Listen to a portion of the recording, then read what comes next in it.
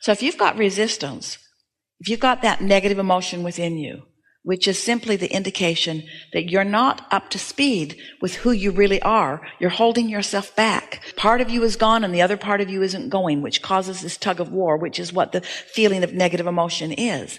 If you've got negative emotion and you don't recognize it and do something to soften it, it will get bigger. It will become more and more and more and more and more. And eventually it becomes physical pain. Physical pain is just an extension of, it's an indication of resistance.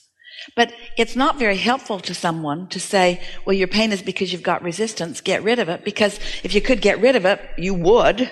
But it is helpful to know that you can do something about it.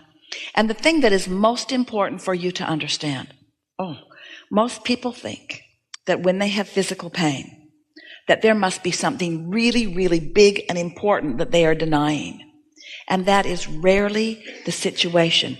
What it is a whole bunch of things that you care about that you're just denying. And a lot of people are doing the same thing. You have so many beliefs that are contradicting so many desires. That's all that it is.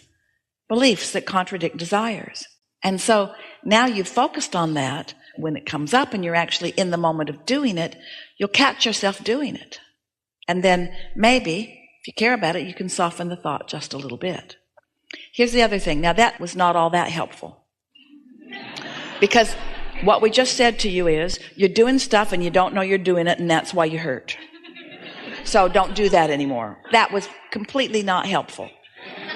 But it is the basis. It's important to understand that. So in that way, it has the potential of being helpful. It's just not helpful yet.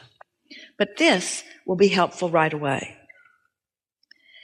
In the same way that we're talking to you about your open circuit relative to something that you want, your body has trillions of cells that are consciousness, that are open circuits.